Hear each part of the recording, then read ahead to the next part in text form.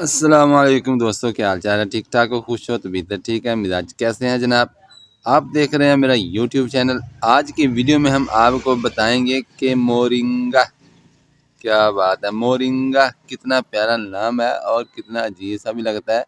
तो आप इसको घर में कैसे लगाएं, इसके दो तीन तरीके हैं लगाने के, दो तीन तरीके से आप लगा सकते हैं। आज की वीडियो में हम आपको बताएंगे एक तरीका, वो भी आप तजर्बा कर भी देख सकते हैं। अब बाकी जो वो तरीके हैं वो हम आपको बाद में बताएंगे, कभी अभी उनका मौसम नहीं आया। तो आप दोस्तों, अगर आप भाई के चैनल के ऊपर नए आए हैं तो भाई के चैनल को खुशबू लगा के सब्सक्राइब कर दीजिए, वीडियो को लाइक करके दोस्तों के साथ शेयर भी कीजिए, बेल आइकन को ज़रूर दबाइए। तो मेरे दोस्तों, मोरिंगा जो है इंतहाई फ़ायदेमंद दरख्त होता है, पौधा होता है।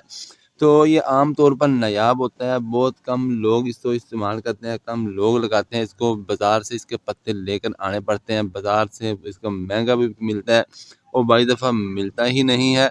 अगर मिल जाए बाई दफ़ा तो फिर वो असली नहीं होता, वो मिक्स होता है। तो अगर आप घर के अंदर इसको लगाना चाहते हैं तो अभी ये मौसम है इसकी जड़ लगाने का। ये देख रहे हैं जनाब, ये मोरिंगा की जड़ है, जिसे जनाब पंजाबी च सवांजने दी मूलियां कहते ने। तो और उर्दू में इसको सुहांजना यानी सवांजना कहते ने पंजाबी च। ते सुहांजना हा के साथ है जनाब, ये उर्दू में, वाव के साथ है पंजाबी में सुहांजना। सुहांजने दी मूलियां, इन्हां दा बनदा जनाब अचार, और बहुत ही ज़बरदस्त, बहुत ही फ़ायदेमंद जनाब, सेहत वास्ते बहुत ही मुफीद अचार इन्हां दा बनदा है। तो ये है जनाब सुहांजना, यानी सुहांजना या सुहांजना, जो भी आप इसको बोलेंगे, ये है उसकी जनाब जड़, या इसको कह सकते हैं आप सुहांजने की मूली। एक तो दूसरी मूलियाँ होती हैं ना, जैसे ये देख सकते हैं आप, ये मैंने इधर मूलियाँ लगा रखी हैं, ये दूसरी मूलियाँ, ये है जनाब सुहांजने की मूली। तो आपने इसको कैसे लगाना है जनाब? आपने जनाब जगह तैयार करनी है, बिल्कुल। वाह, देख रहे हैं आप, क्या बात है। ये है जनाब रेतली मिट्टी है इसके अंदर, और दूसरी मिट्टी भी इसके साथ मिक्स है, ठीक है जनाब।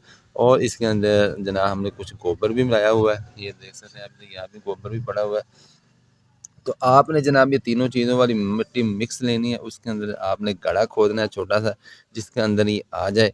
तो इस तरीके से जनाब आपने इसको यहाँ पे मुर्दे को डाल देना है। फिर जनाब आपने इसके अंदर मिट्टी डाल देनी है चारों तरफ से।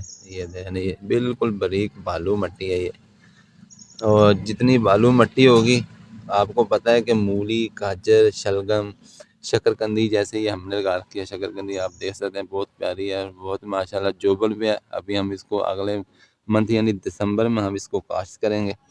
तो पोटैटो, आलू शरीफ जो है, ये भी मेरे अकब में पीछे लग रहा है। तो ये जो है जितनी भी सब्जियां हैं ना, सारी जो हैं ये बिल्कुल बारीक बालू मिट्टी के अंदर जनाब बहुत ज़बरदस्त होती हैं। तो ये जो है हमने लगाया है, आप भी इसको सिर्फ जो सर्द इलाके हैं जहाँ बर्फ़बारी पड़ती है वहाँ ये पौधा नहीं होता, वो लेकिन जो आम पूरे दुनिया के बरानी इलाके हैं, मैदानी इलाके हैं, सहरा भरा सारा, उस तरफ ही सारा हो जाता है। तो इस तरीके से आप इसको लगा सकते हैं।